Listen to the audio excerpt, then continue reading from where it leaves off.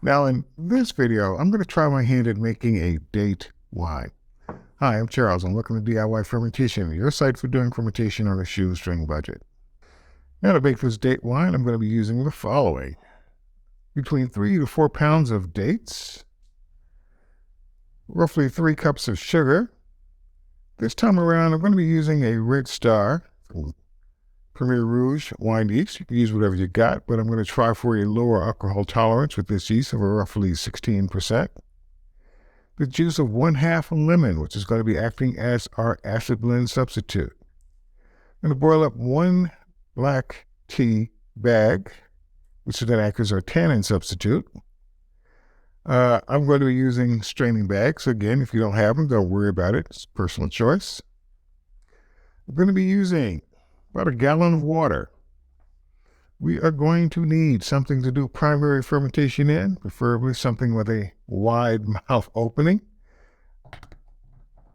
We are going to need something to do secondary fermentation in, because after about a week of it sitting here, we're going to transfer it to here, which means that we're going to need an airlock with stopper to go along with that.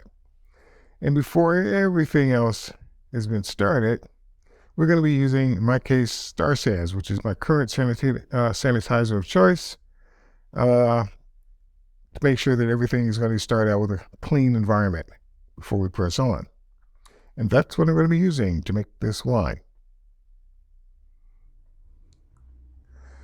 Now, I bought 2 pounds of pitted dates, and my friend No gave me 2 pounds of regular dates. Now, of course, as you can see, one's bigger than the other. But then again, also, one is going to have the pit, and that's going to have to be removed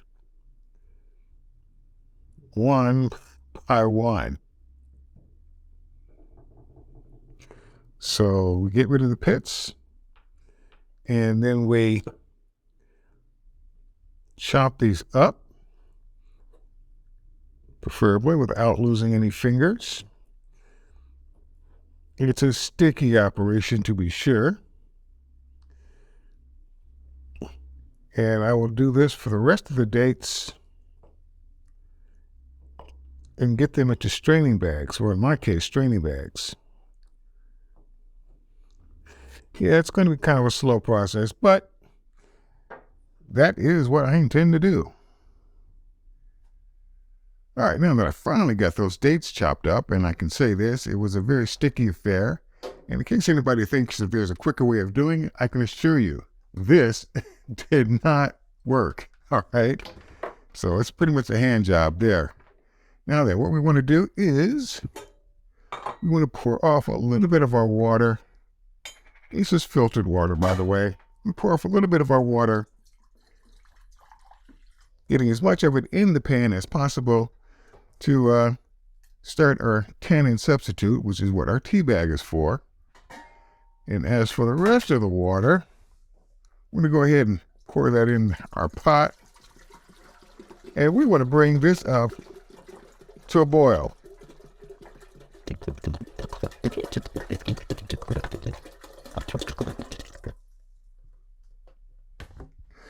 All right. Let's go ahead and cover that up, and let's turn on the heat over there. Let's turn on the heat over here, and let water do its thing.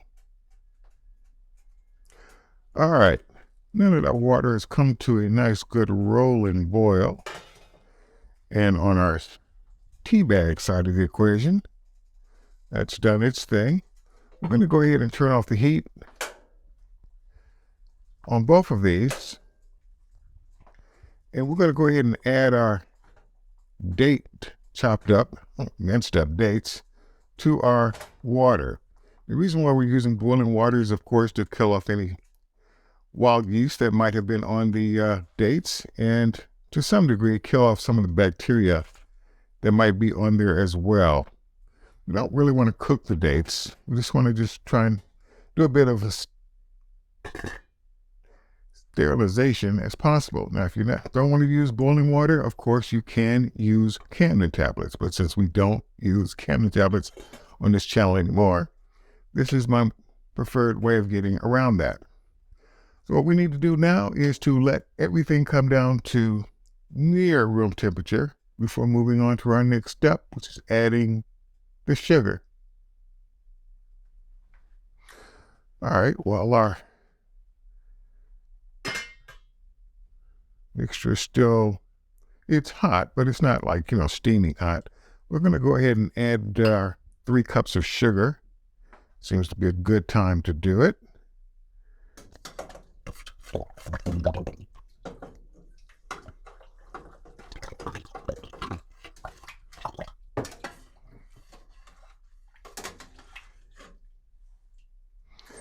And we might as well go ahead and add our tannin substitute.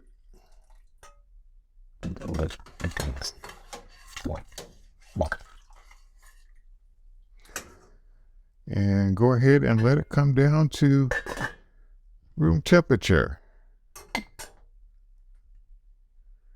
All right, our date juice has cooled down.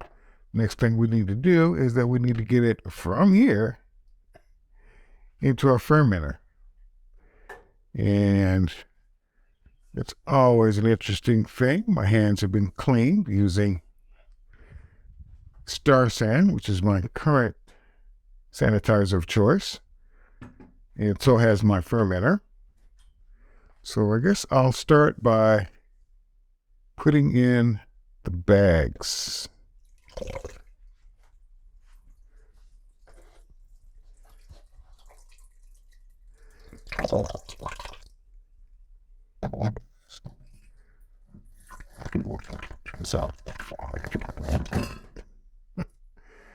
It's always kind of a messy operation. That's why I do this over the sink.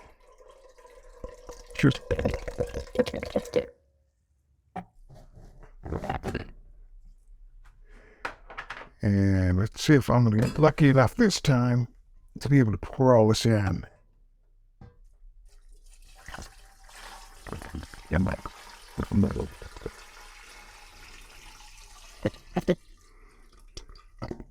All right, here we go. I did it. All right, so I'm going to go ahead and rinse this off, saving the trouble from doing it later. And I'm going to go ahead and start adding my lemon juice / acid blend substitute and our yeast.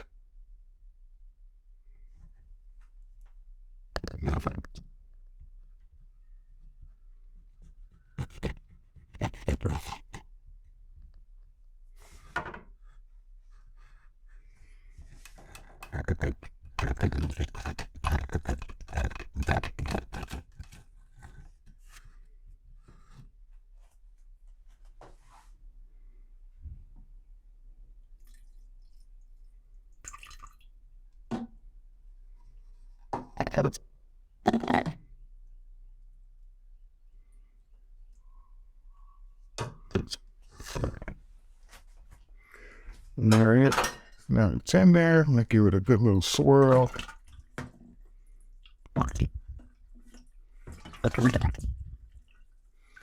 And what I'm going to do now, before I put in my yeast, just out of curiosity, I'm going to take a hydrometer reading. All right, looks like our hydrometer reading is coming in at 1.132. All right, it's now time to add the magic powder that's going to turn this date juice into wine, which is our yeast. These huge stringy bags in there. It's kind of hard to sprinkle it around evenly.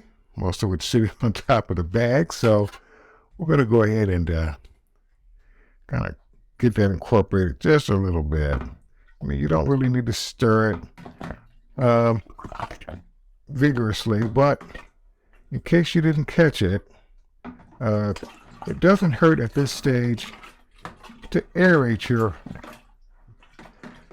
musk to help that yeast out a little bit. You don't need to do it to incorporate or hydrate the yeast doing it this way, because you're going to end up stirring this for the next 3 days at least, to help give a little bit more oxygen to your yeast. And with that having been said, all you need to do is just cover it up. And as I said before, you're going to stir it every few days or so, or once a day for at least the next 3 days. This fermenter does have a built-in ear lock, so that I don't need to use a bubbler or anything like that. It'll just take care of itself. And that, my friends, is almost that. All we need to do now is just label our creation and then set it aside. Okay, we've got our creation labeled. We are making date wine. We started it on this date, and our original gravity reading was 1.132. All we need to do now at this point is just to let it do its thing with the daily stir to give it a little oxygen, probably for the next 5 to 7 days. After that, we'll do our initial rack into our secondary, and then subsequent racks every 6 to 8 weeks after that, until the wine is clear and we are ready to degas it if necessary, back sweeten if necessary, and then drink it, which will be necessary. All right, in this video, we're going to be doing a taste testing of a batch of date wine that we did 12 months ago. It's now that time to find out if this was worth the wait. Hi, I'm Charles, and welcome to DIY Fermentation, your site for doing fermentation, shoestring budget. Okay, from the onset, a few particulars about this particular bottle of wine. One, it's clear, which is always a good sign for my personal taste. Born date 4/20/21, 12 months ago. Came in an ABV of 16%, which is kind of high for my taste. Prefer something in the 13% range or less, and it's been pasteurized. Which, by the way, if you're kind of new to my channel, because I don't use sulfites to stabilize the wine, I do use pasteurization. The only real detriments to using pasteurization is that, yeah, you are introducing higher heat, and even though you're effectively killing the yeast, which is the important part, you're not actually killing any residual bacteria that might have survived the heat for long-term storage. So oxidation might also become a problem if you're saving this thing for years and years and years. But since we're doing country-style wines, which are drunk usually within 2 years on average, that's not really a concern. However, that being said, let's see. We're going to go ahead and crack open the bottle. If I can do one of these taste testing videos in less than 5 minutes, that would really be nice. But usually that's not been the case. It's one of these big, long corks. Move that out the way. Let's see if I'm lucky this time. Not quite. There we go.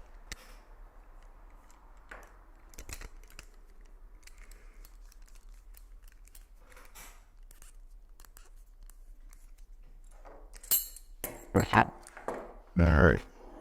Let's pour us a little bit of a glass. This wine has been back sweetened, by the way, as most of my wines are during bottling. But that was like months ago, so I have no recollection of what this actually tastes like.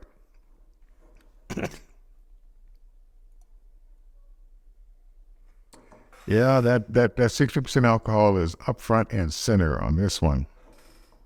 This is a wine that you're more or less going to be drinking if you've got a 16% ABV. You're drinking for effect, not so much for taste.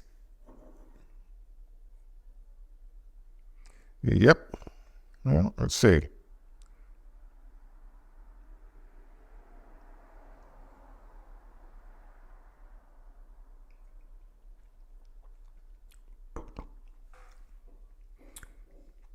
The date flavor comes through. Second to the flavor of the alcohol, I'm afraid to say.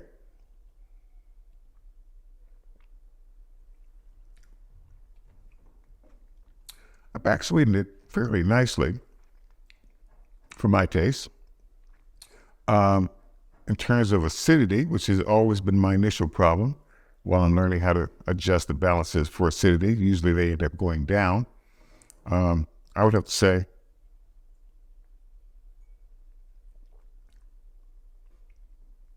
yeah, this wine is not that much different from most of the wines that I did a year ago, where I needed to adjust the amount of acidity downwards a notch.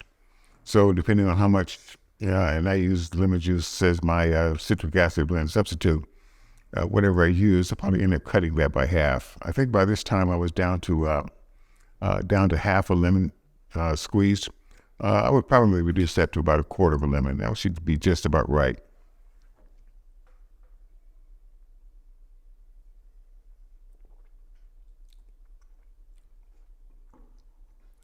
The amount of tannin feels right.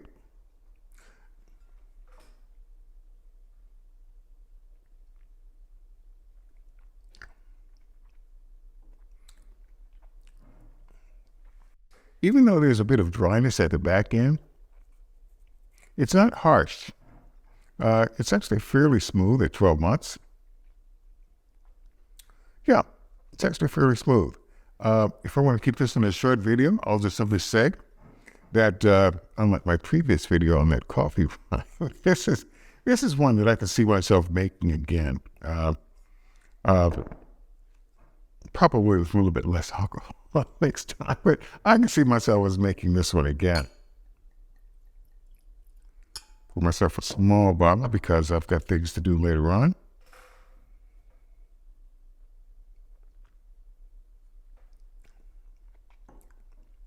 Yeah, I'd say if you're a fan of dates, the date wine is actually one to consider. It's not bad.